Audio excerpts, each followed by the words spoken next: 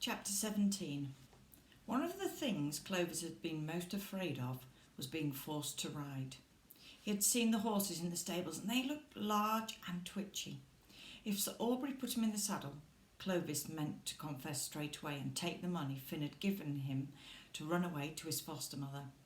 But the week after he arrived at Westwood, Sir Aubrey asked Clovis to come into the library because he had some bad news for him. "Now, I want you to be brave about this, my boy. I want you to take this like a man and a taverner." Clovis's heart began to thump. Could someone have died? Mayor, perhaps? Or his foster mother? And if so, how did Sir Aubrey know? Or was it just that he'd been found out? "I won't hide from you the fact that the Basher, your Aunt Joan I mean, disagrees with me. She was all ready to teach you. She had picked out a fine mettlesome filly to start you on, nothing sluggish or second rate. A real thoroughbred. You'd be going over jumps in a couple of weeks, but I'm afraid I cannot allow it." "Can't allow what, sir?" asked Clovis.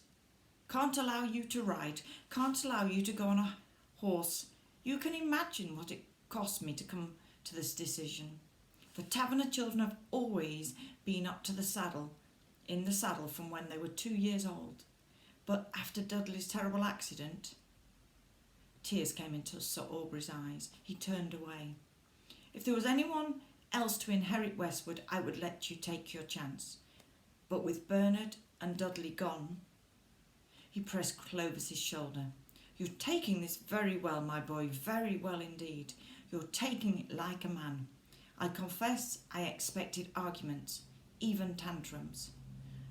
"Well, it is a disappointment," said Clovis, wondering whether to break down and cry, a thing all actors learn to do at the drop of a hat. But in the end he just gave a brave gulp instead. "I had, of course, been looking forward..." He looked out of the window to where the Basher, mounted on a bruising chestnut, was galloping across a field. "But I do understand. One must always think of Westwood." Sir Aubrey nodded. "You're a good lad. Of course no one will ever take Dudley's place, but..." He took out his handkerchief and blew into it first, fiercely. "There's another thing. About your schooling. Bernard was very weedy about his school, but then Bernard was weedy about everything. All the same, I think you're a bit old to be sent away now. Boys usually leave home at about 7 or 8, you know, and you'd feel out of it. So I'm going to engage a tutor for you.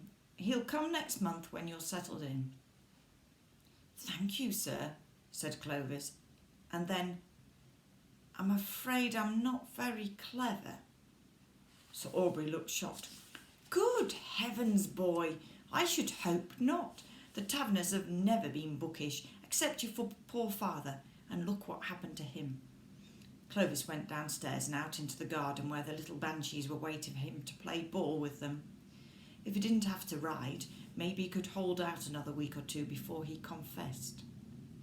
The idea of confessing was nasty, not just because everyone would be so angry with him, but because Sir Aubrey would be disappointed. He'd obviously mellowed a lot since Bernard was a boy. Old gentlemen did that. Clovis knew at the end of their lives. It was while they were having lunch that Clovis decided he would find a way of visiting his foster mother in the next few days. She would know what to do for the best, and he wanted to make sure that she was still there, in a cottage on the village green, before he gave himself up. The butler took away Clovis's pudding plate and filled it up with a second helping of apple crumble. The way the young master enjoyed his food gave great pleasure. Below stairs, it was a pity that the cook was engaged to be married and would soon be leaving. Mrs. Bates, Clovis's foster mother, lived in the end cottage of a row of small farm cottages on Staunton Green. Her husband had died even before she took in Clovis. But she was thrifty and hard-working, and though she had to go out to work in some of the big houses in the neighbourhood, she kept her house and her garden spotless. Clovis had come by bus. Sir Aubrey had given him a 10-shilling note for pocket money, so there was no need for him to use the money Finn had given him. As he crossed the green, it seemed to Clovis that nothing had changed. The well was still there in the centre of the common and the old oak tree, and some boys were kicking a football on the grass. He had been gone 4 years. They were too young to remember him. But when he knocked on the door of the cottage and opened it, Mrs. Bates went red and then white and hugged him while the tears ran from her eyes. "Jimmy," she kept saying. Well, you're back, Jimmy, and how you've grown. And my, don't you look well, and so smart. So those Goodleys did right by you after all." "Well, not exactly. The company folded up, so I came back." "Aye, and don't you speak nicely. Oh, I can't believe it. I was thinking as how I wouldn't ever see you again. Sit down, boy. There's some scones in the oven. They'll be done in a jiffy. And there's some fresh buttermilk, fresh from the cow." While she spoke, he looked round the room. He'd been Jimmy Bates, and then Clovis King, and now was Finn Taverner. But here nothing had changed. The cross-stitch sampler was still above the mantelpiece. The brass kettle was on the hob. There was a pink geranium on the windowsill. But everything looked smaller and poorer somehow. Had things been hard for his foster mother? Her apron was neatly darned, but there seemed to be more darns than cloth. And had the rug always been so threadbare? "Have you been all right, mother?" he asked her.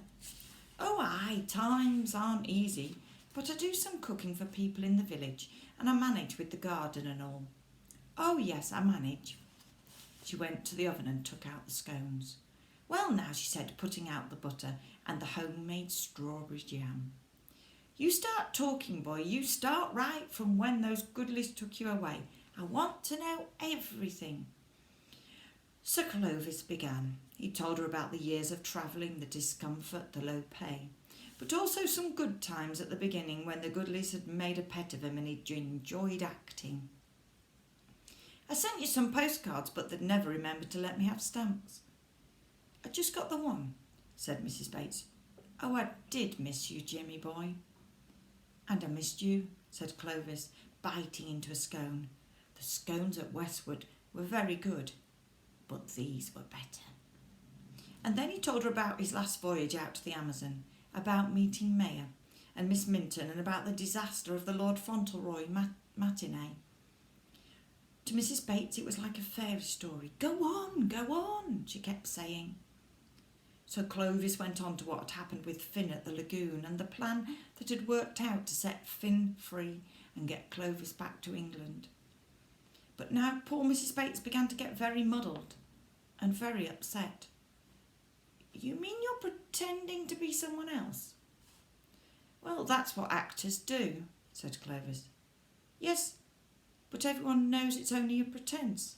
She shook her head. "You mean at Westwood they think you're the heir, and they're still thinking it?" "Yes, but I know I'll have to confess." "Of course you will, Jimmy. You couldn't live a lie. That grand place, I've heard it's splendid. You must tell them straight away. And of course you can come here. Times is hard, but we'll manage." "Thank you," said Clovis. He looked round the cottage again. Funny how small it was. He wanted so much to be back here when he was with the Goodleys. But now... But he knew his foster mother was right. He would confess. He'd do it the very next day. But finding a time was not easy. The next day Sir Aubrey was shut up with his bailiff, and the day after that he was driven into York for a check-up with his doctor. But on the third day after Clovis had seen his foster mother, Sir Aubrey suggested a little walk around the park. He took his stick and a pair of binoculars and put on his deerstalker, and they set off. "Time you get to know the estate," he told Clovis. But before they crossed the courtyard, Sir Aubrey stopped by the statue with its severed head. He touched the neck stump with his stick, then ran it over the battered forehead and nose of the head lying on the ground. "Something I wanted to ask you, my boy," he said, "about this statue. Could you leave the head the way it is after I go? Because of Dudley. Something to remember him by." He sniffled and blew his nose. "After you go, sir?" After I pop my clogs, turn up my toes, die, you know what. When everything in the place is yours. Clovis took a deep breath. Now was the time. He couldn't go on with this line. Actually, sir, he began, I've got something to tell you. He flushed but went on resolutely. You see, a thunderous braying voice interrupted him. The basher, mounted on an enormous black horse, came galloping across the home paddock towards them. Behind her, looking cold and worried, came the 3 banshees on their ponies. Come to ask the boy to tea, brayed the basher. The girls want him to play charades. So that was the end of the first confession. The next time he was alone with Sir Aubrey was after dinner, when they were served coffee in the drawing room. The fire was drawing nicely. Sir Aubrey looked sleepy and amiable. Perhaps he wouldn't be too angry. Sir Aubrey, I've got something to tell you. Grandfather. I told you to call me grandfather, boy. You see, there's been a mistake, a muddle. The Crows, Mr. Trapwood and Mr. Loth, thought I was someone else, and... He began quickly to tell his story, looking down at the fireside rug. When he had finished, he lifted his head, waiting for the explosion. Sir Aubrey lay stretched out in the chair. His arm hung limply by his side, and from his chest there came a deep, rumbling snore. He hadn't heard a word that Clovis had said. Clovis almost gave up after that. Only the thought of what his foster mother would say if he did not tell the truth kept him going, and at the beginning of his 3rd week at Westwood, he managed it. He was with Sir Aubrey in the picture gallery. The old man took him there, and in particular he liked to stand Clovis next to the portrait of Admiral Sir Alwyn Taverner in his cocked hat, and pointed out to Clovis how alike they were. Look at the nose, boy, the way it turns up, just like yours. Or see the cleft in the chin, exactly the same. This time Clovis felt he couldn't stand this, and before Sir Aubrey could take him to see a picture of what was supposed to be another of his great-great-uncles, he took a deep breath and began. Sir Aubrey, I have to tell you. Grandfather, interrupted the old man.